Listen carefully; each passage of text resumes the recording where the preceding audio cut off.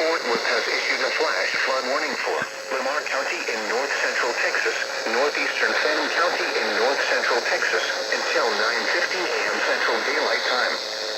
It's 6:17 a.m.